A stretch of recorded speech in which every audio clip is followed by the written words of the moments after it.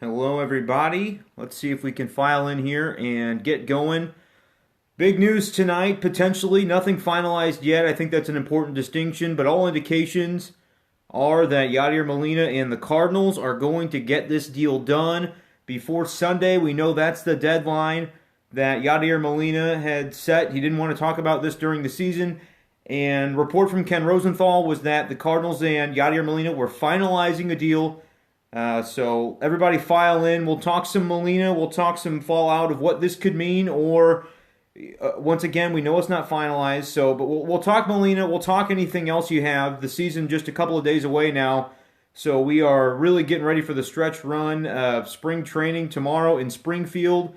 The Cardinals will play the Cardinals, and that'll be the final exhibition game before things start to count on Sunday night at Busch Stadium. So I appreciate you joining me. Brenden Schaeffer here, doing a Periscope. We're going to talk Molina. We'll talk Carson Kelly, how this deal could impact him. I know some people have been tweeting me about that question. They wanted to know what that looked like. I'm not in Memphis tonight. I'm actually in Columbia, Missouri, because that's where I live. My wife lives here. She goes to Mizzou, and so even though most of my time is spent in Wentzville and St. Louis, I actually do have a residence here, and so I'm here, and then tomorrow morning we're going to drive to Springfield for that game. No, Michael Porter Jr. is not here with me right now, unfortunately, because that would even maybe be more of an important interview to do. But the Yadier Molina news is pretty big tonight. Nope, not drinking milk. This is water out of a Heidelberg cup for the Columbia, Missouri people here. Heidelberg, awesome place. All right, file in. We've got a pretty good size group here so far. I'd appreciate this if you could retweet this and share this to your followers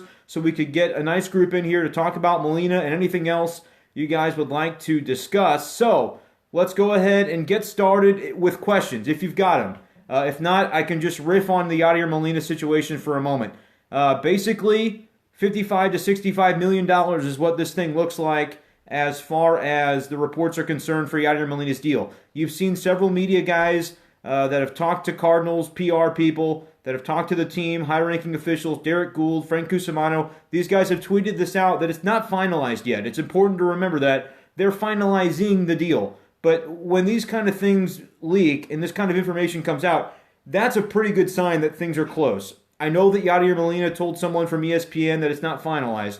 I know that you're seeing these tweets that, hey, nothing's done, but this is a pretty big difference from where we were yesterday and the days before that, where we really didn't have any information on whether or not the Cardinals and Molina were close. Now we know they're close. We know that a deal could really become official at any time, and so I would say Cardinals fans who are worried about this potentially not getting done by Sunday, time to relax. I think we're in a pretty good shape. I think you're going to be okay. Yadier Molina is going to stick around.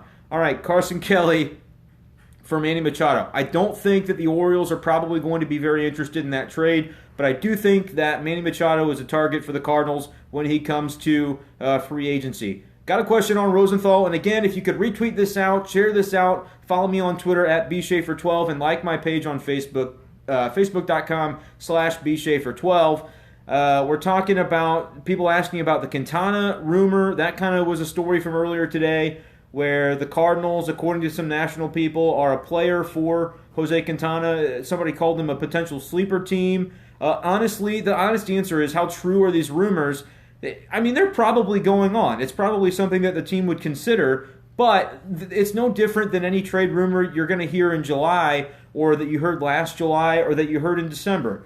Things we know about the Chicago White Sox, people are mentioning it right now. Ryan mentions it. It would cost a lot for Jose Quintana. Absolutely. The White Sox just got an absolute haul for Adam Eaton when they traded him to the Washington Nationals in the offseason. They got, basically, in a couple of trades that they did over the offseason, they ended up landing, for Chris Sale and Adam Eaton, the number one position player prospect in baseball and the number one pitching prospect in baseball, depending on who you ask, with regards to Alex Reyes versus Lucas Giolito. So the White Sox are going to have a sky-high asking price, in this case for Jose Quintana, who's a guy who can give you 200 innings.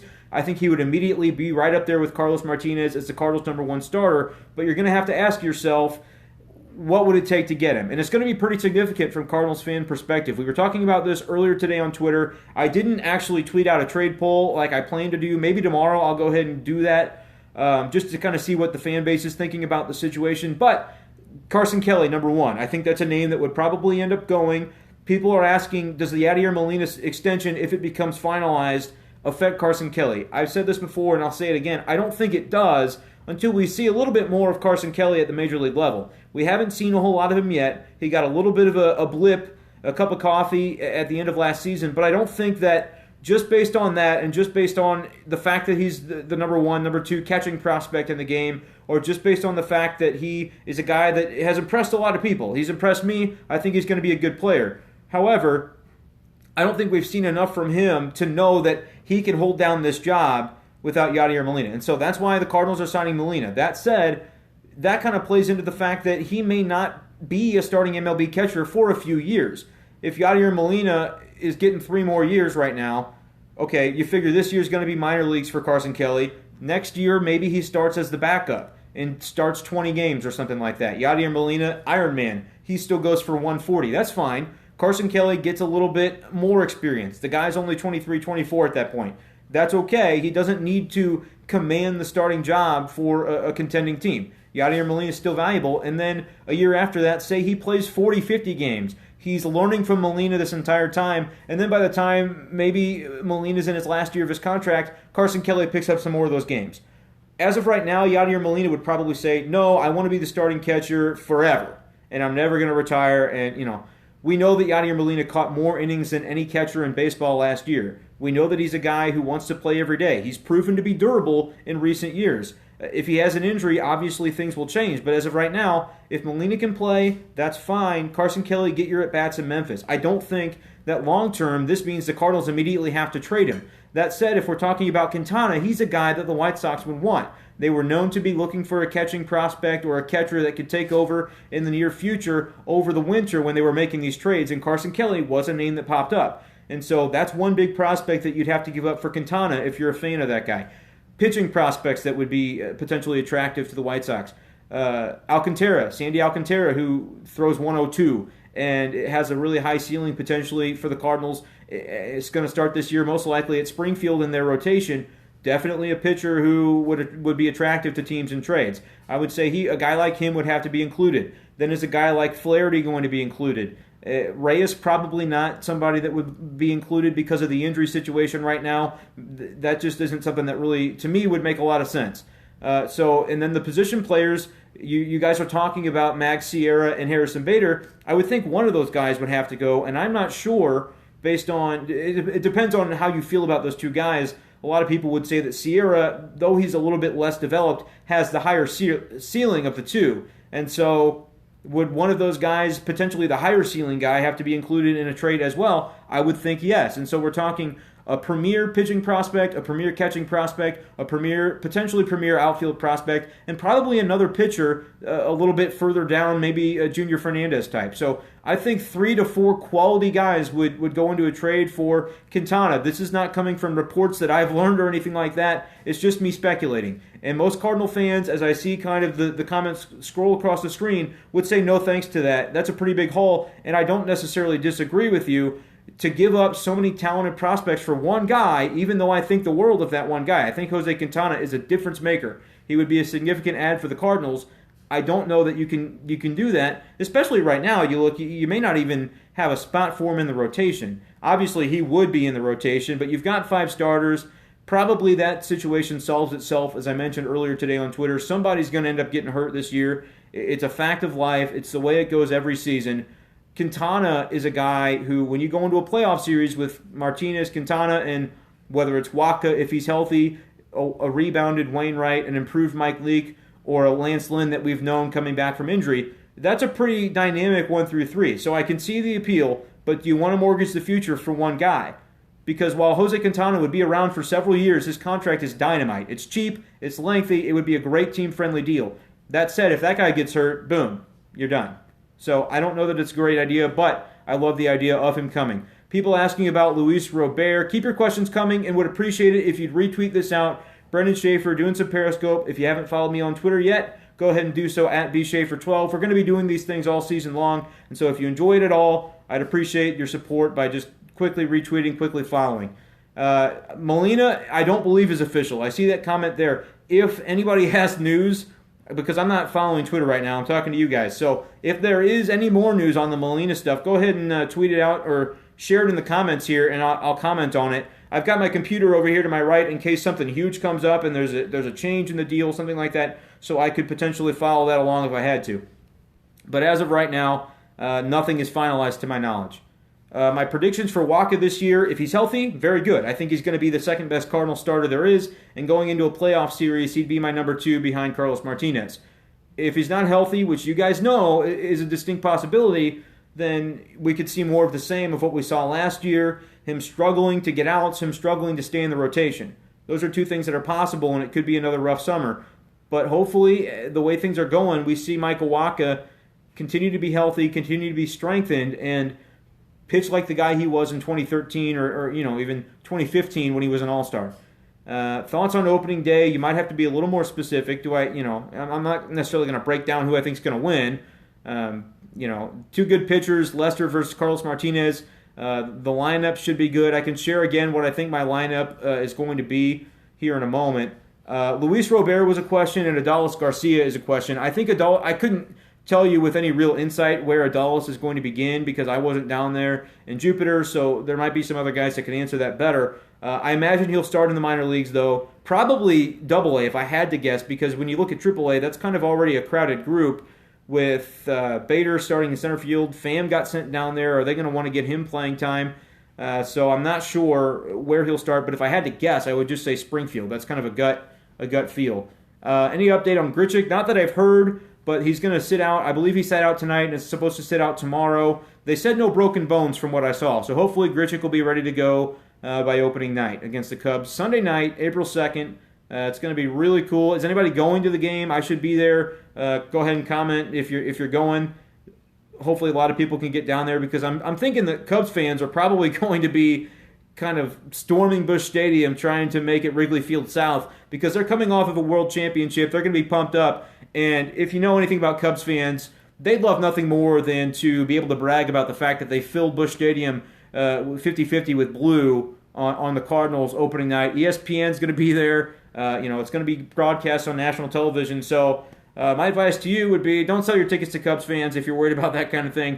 But they're going to be there. So it's going to be a wild night, a wild atmosphere, just because this is history. I mean, first of all, the Cardinals have not opened at home under Mike Matheny. That's been, 5 years now that they have not opened the season at home. It seems like every year we're talking about a Cardinals opening day being in Cincinnati or in Milwaukee or whatever the case may be.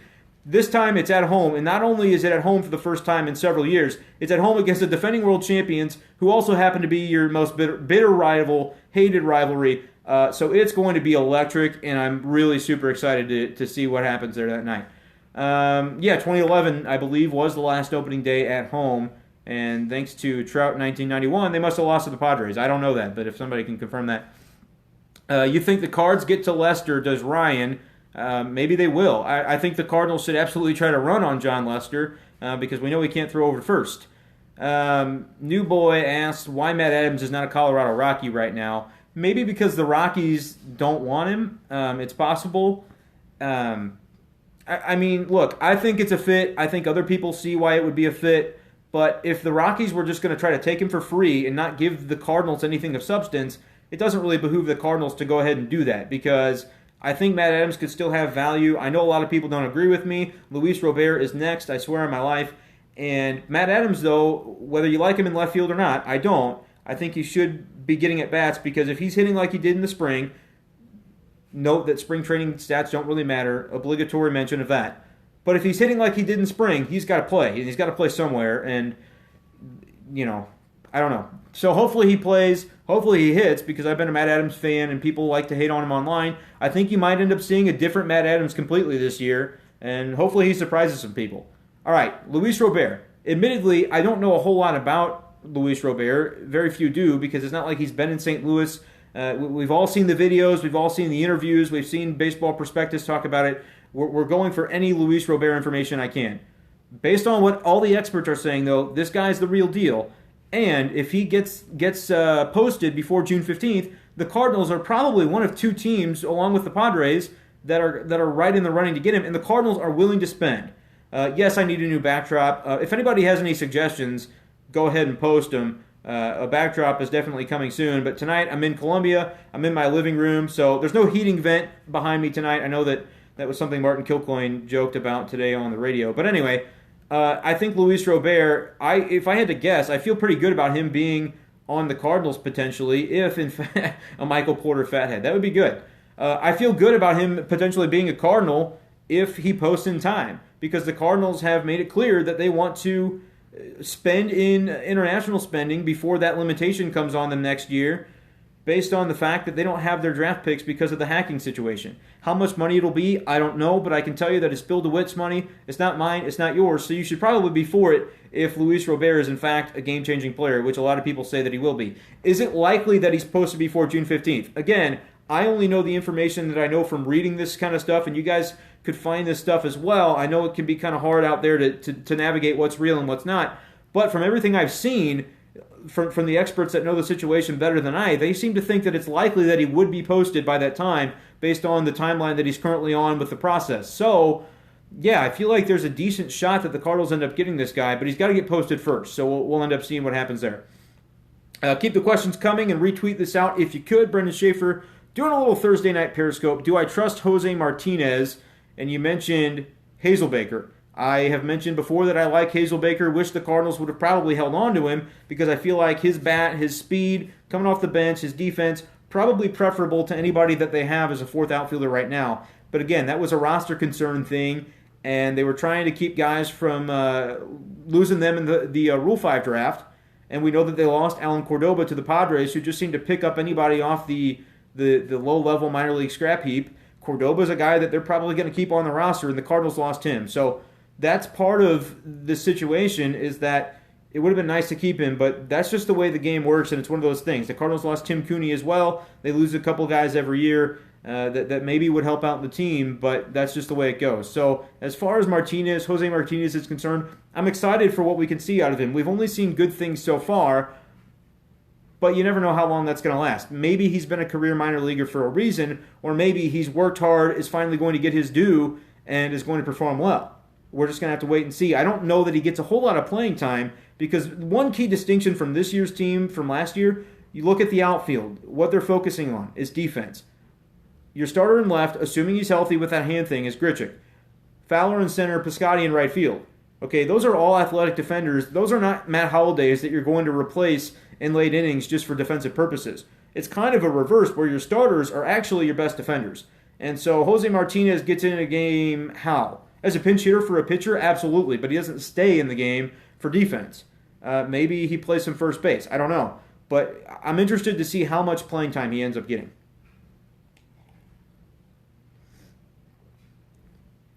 Somebody asked about this year's starting shortstop, asked about Garcia. I think that the starting shortstop is going to be Diaz, obviously. How much playing time does Garcia get? He's probably the backup shortstop, I would guess. I don't think they're going to move Peralta back to shortstop. Last year when he was flopping back and forth between positions a little bit, or rather he would have started as a shortstop, got hurt, then kind of was forced into playing third base, and he wasn't really that good.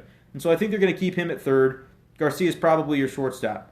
Diaz, Fowler have to play every day. I agree.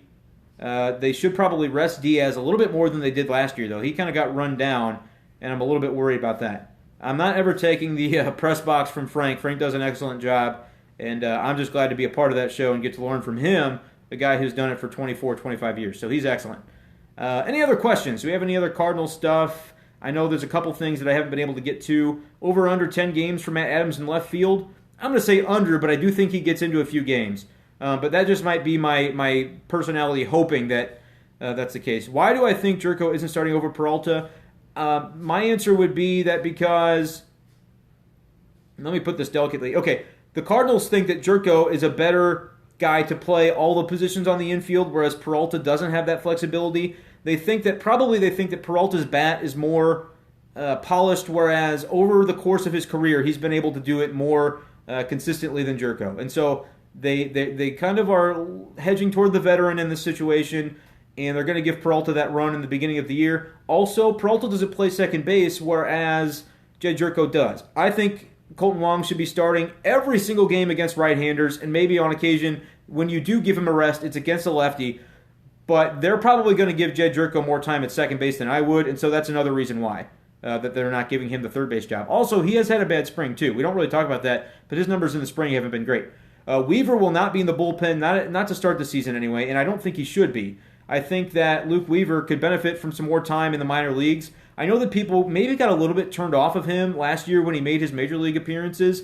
I don't know what they were expecting, though, because this guy flew through the minor leagues really, really quickly, and I think they might have rushed him a little bit, out of necessity, of course, but I think what he did in the major leagues last year should not be an indication of his career ceiling as a starting pitcher. I still think this guy can be very good. He's got a lot of upside, probably not quite the upside of some of the other guys in the system. Maybe his absolute ceiling is a number 3 or number 4 starter for Luke Weaver, but a number 3 or a number 4 starter on a contender is a valuable thing. It's not nothing. So Luke Weaver needs some more time in the minor leagues. He only made one Memphis start last year, so give him more time. Hopefully keep him down in the minors for a little while. Yeah, he was better than Mike Myers, but Myers, if I had to guess, Myers might not be that far down the depth chart as far as guys who would get spot starts for this season. The Cardinals have been impressed from what I've heard with his offseason, with his spring a little bit, so I think Myers might be able to get back in before you think about it. He possibly could. Myers had a tough go, if that's what you're talking about, new boy. He had a tough go last year, but again, I don't think the Cardinals are going to ostracize him for life because of it. Waka's spring is not a sign that he's back, and it's also not a fluke. It's just a sign that he's a good pitcher when healthy. I think he's healthy right now, and so he's pitching well. If for some reason the health fades away, then he's not going to be as good of a pitcher because he's going to have to start compensating for the injury, and hopefully that doesn't happen because then you get back into the whole disabled list thing or the ineffective thing. If he's ineffective, my guess is he's hurt. That's just the way I feel about Waka. I think when he's healthy, he's good. Is Marco Gonzales healthy yet? No, I don't believe so. I heard that his last throwing session did not go well. I don't know what that means. I wasn't able to elaborate when Mike Claiborne was on the radio with Frank. Just said it didn't go really well. So that could have been ineffectiveness or it could have been some pain that he was experiencing after the fact, but I don't have any further update on that. Will Lyons be healthy anytime soon? I think Lyons is a pretty good pitcher, and I'd like to see him healthy soon. I think May, though, is the timetable for him. Do I have any fear at all that the Molina deal does not get done? I really don't. I think that Molina is going to be a Cardinal. I think they're going to get the deal done. I don't think that we would have heard all these reports from credible sources, mainly being Ken Rosenthal tonight. And over the last couple of days, we heard it from Bob Nightingale. We heard it from a couple of other guys. The salary range being maybe 45, 55. Now we're hearing potentially 65 million. I think all of those are completely reasonable. So if that's the case, and we're hearing it from so many sources, I would be surprised if it's not. If that is in fact the case, this deal should get done. Absolutely. And it should be done by tomorrow. Hopefully from Springfield, I'll be able to have some quotes directly from the team on the new Yadier Molina deal. Where does he rank among catchers, and do I think the Cardinals will be in on Darvish? Probably not. Over under 89.5 wins, I'm going to go slightly under. I think 88 is the number for the Cardinals. I know I've been asked that before. But I think that they're a wild card team. If you want to go check out my season predictions on KMOV, I tweeted it out earlier today, I believe. Yeah, I do think 88 wins gets in as maybe the second wild card. They'll be 88, 87. I do think they get in because I look at the Mets. I don't think their pitching staff can stay healthy enough, and I don't know that their lineup is better than the Cardinals either. And so if they have some injuries to their pitching, we already know Steven Matz is not looking good for starting the season on time. He's going to begin the season on the DL. I think that the Cardinals, really, we're looking at the Dodgers and the Giants out west.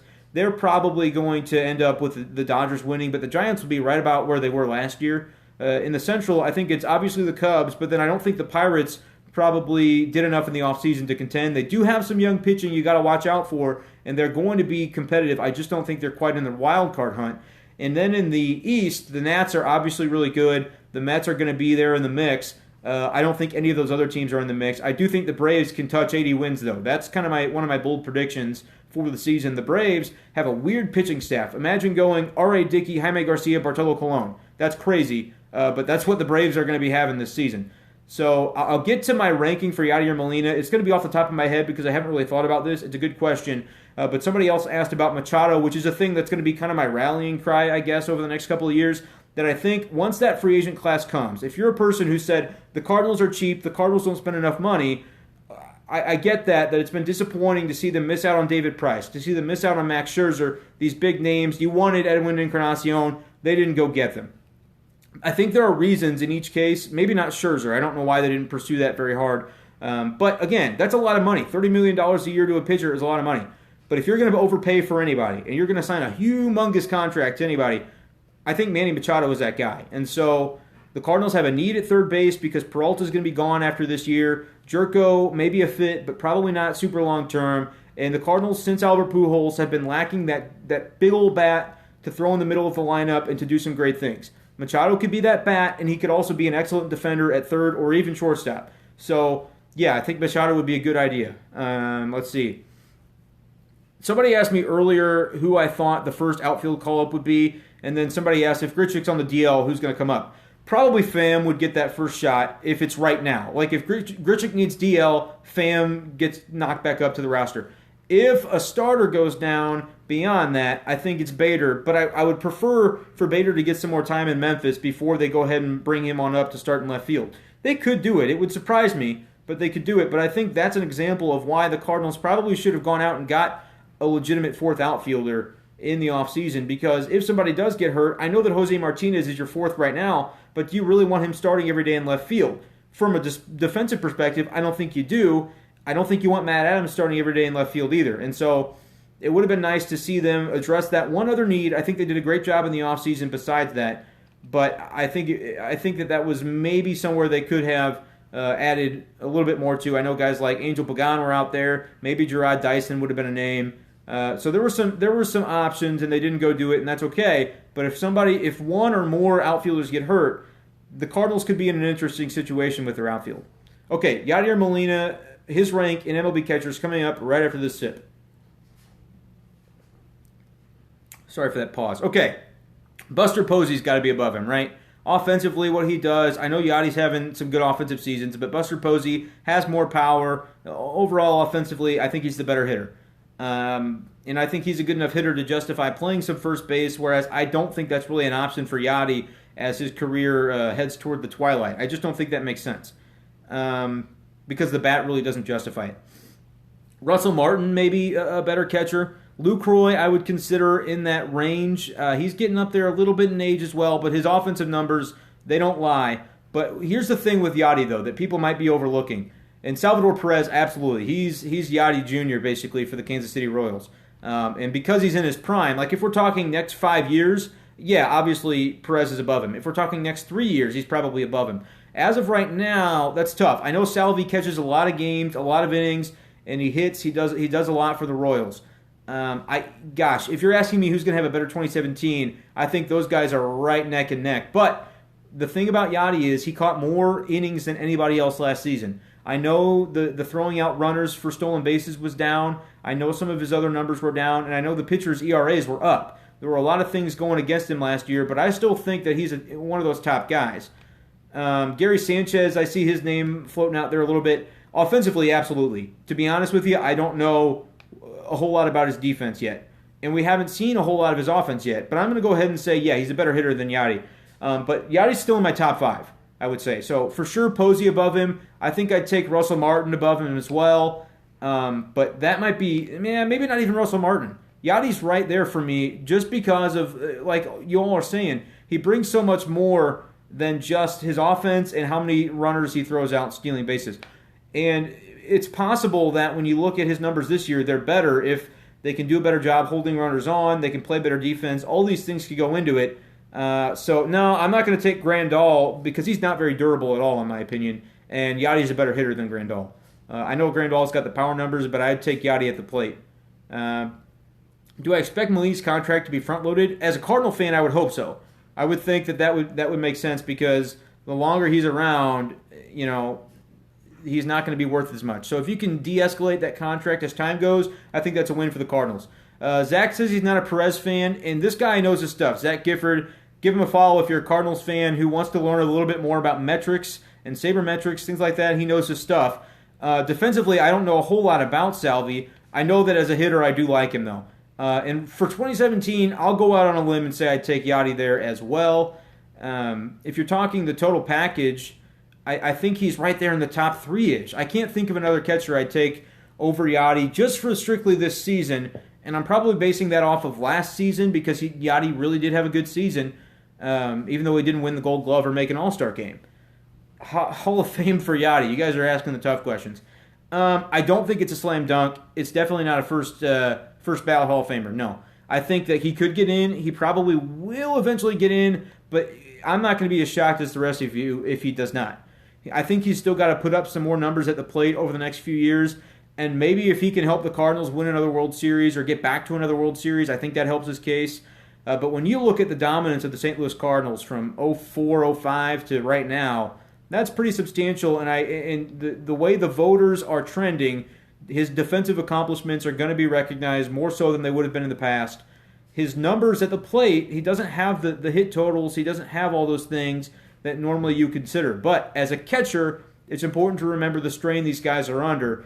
Would I vote for him for the Hall of Fame? Absolutely. But I've been so close to the situation all my life, being able to watch him every summer and know the value that he brings. Do the national writers on quite the scale that people do in St. Louis know about Yadier Molina's value? Even for as much as he's been talked about, I don't know if that's the case. And there could be some Cardinals fatigue too, where people just say, the Cardinals are the Cardinals and the Cardinal way and blah, blah, blah, Yadi's overrated. I'm not saying that there are writers that I know of that would do this, but it's just human nature that if you hear enough of something and you don't necessarily agree with the narrative, you could end up letting that influence you. I'd hope that's not the case. Jim Edmonds did not get enough of a look for the Hall of Fame. Look at his numbers. Go look at his OPS plus over the years, his Gold Gloves. It's a shame that I don't know if Edmonds is a Hall of Famer, but he should have been on that ballot a lot longer than he was. No question about it.